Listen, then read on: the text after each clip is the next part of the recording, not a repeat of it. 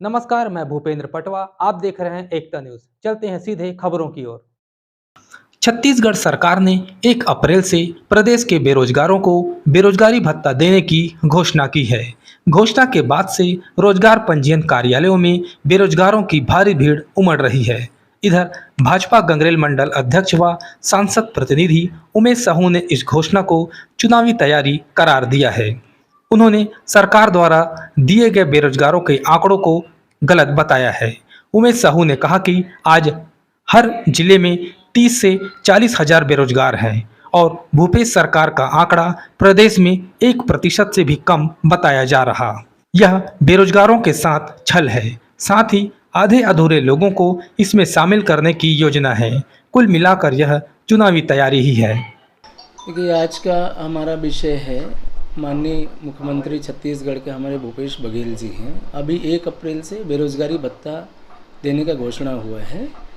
उस विषय में जो CMI का जो रिपोर्ट होता है, उस रिपोर्ट में ये बताया गया है कि देश के भीतर सबसे कम बेरोजगारी दर जो है वो छत्तीसगढ़ में है, 0.70%, जो 1% से कम है, जिसका हमारे पास प्रमाण भी है।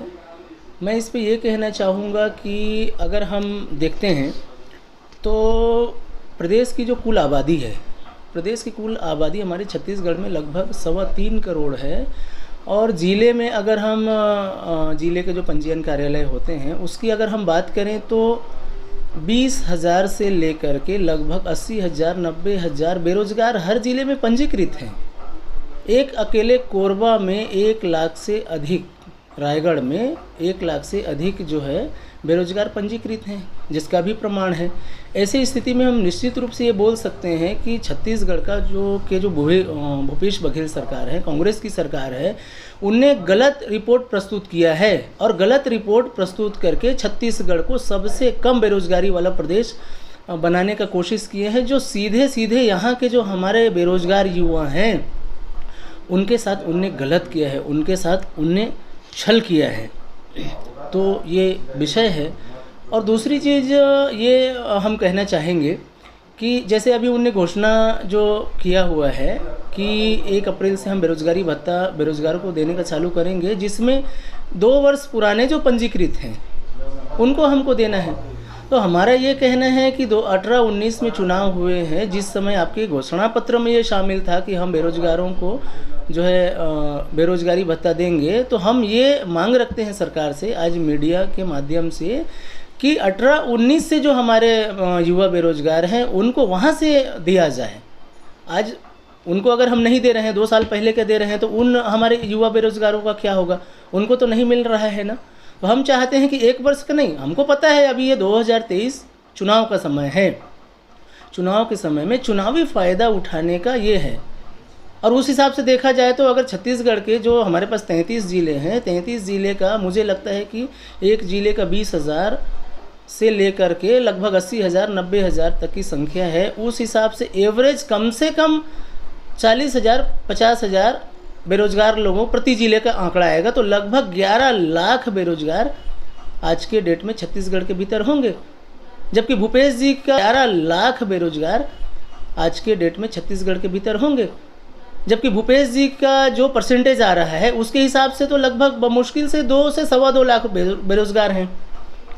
और मुझे लगता है कि 0.70% उनने जो दर दिखा रहा है, तो 2 से 2.25 लाख जो बेरोजगार हैं उसका 0.70% बेरोजगारों को उनने देने का लक्ष्य बनाया होगा। तो लगभग 1.25 लाख बेरोजगार को वो बेरोजगारी भत्ता देने की योजना बनाए हैं, जबकि लगभग बेरोजगार हमारे पास 11 लाख हैं। तो मुझे ऐसे परिस्थिति में मैं तो मांग करूंगा माननीय मुख्यमंत्री जी से कि वो हमारे छत्तीसगढ़ प्रदेश के लगभग 10-11 लाख जो बेरोजगार हैं उनको वो बेरोजगारी भत्ता दें। और साथ ही सिर्फ ये 1 वर्ष का नहीं, जब से आपने चुनावी घोषणा पत्र में जारी किया है तब 4 साल का बेरोजगारी भत्ता दो। 2,500 इंटू 4 साल 10,000 रुपये प्रति हमारे युवा बेरोजगारों को मिलना चाहिए, ये हमारा मांग है। और दूसरा चीज़, सबसे महत्वपूर्ण चीज़ हम ये बोलना चाहेंगे कि जो CMI को जो उनने रिपोर्ट प्रस्तुत किया है, जिस आधार पर 0.70% आ रहा है, ये निश्चित रूप से फर्जी दस्तावेज उनने प्रस्तुत करके ये आंकड़ा बनाया है। इसकी जांच होनी चाहिए। इसकी निश्चित रूप से उच्च स्तर पर जांच होनी चाहिए कि उनने ऐसा गलत आंकड़ा प्रस्तुत करके छत्तीसगढ़ के जो युवा बेरोजगार हैं उनको अंधेरे में रखा, उनको धोखे में रखा है। इसकी जांच होनी चाहिए।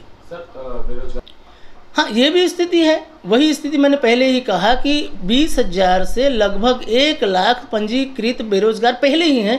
उसके बाद अगर आज प्रतिदिन अगर हम जिले के रोजगार कार्यालय में जाते हैं तो 100-200 ऐसे बेरोजगार युवा हमारे पास पंजीयन के लिए पहुंच रहे हैं। तो ये एक चुनाव में अपना फ़ायदा लेने के लिए बेरोजगारों को ज़बरदस्ती लाइन में लगाने का काम जो है ये सरकार कर रही है। जबकि सरकार स्पष्ट ये कर रहा है कि 2 वर्ष पहले जिनका पंजीयन है उनको हम पंजीकृत करेंगे। ऐसे इन परिस्थितियों को भी सरकार को लगाम लगानी चाहिए। क्या यही माने आपका कहना है? निश्चित रूप से भाई 4 साल हो गया, 4 साल पूरे हो गए, अब चुनाव की स्थिति आ गई है। जबकि आपका जन घोषणा पत्र ये था कि हम जितने भी बेरोजगार हैं उनको 25 रुपये के हिसाब से हम देंगे। आपने 4 साल तक तो अपना वादा पूरा नहीं किया। अब जब चुनाव आने वाला है, मुश्किल से 3 से 4 महीना बाद आचार संहिता लगने वाला है, ऐसे कम समय में आप जो है बेरोजगारी भत्ता देने की जो सोच रहे हैं, निश्चित रूप से ये चुनावी फ़ायदा है आपका। वो भी कितना, लगभग 11 लाख बेरोजगार जो हैं उसको, उस आंकड़े को आप कम करके लगभग 1-1.25 लाख लोगों को बांटेंगे जो पूरे समुंदर में एक लोटा पानी के समान है। तो निश्चित रूप से ये चुनावी फ़ायदे के लिए है। आज बस इतना ही। अगले बुलेटिन में फिर मिलेंगे, तब तक के लिए नमस्कार।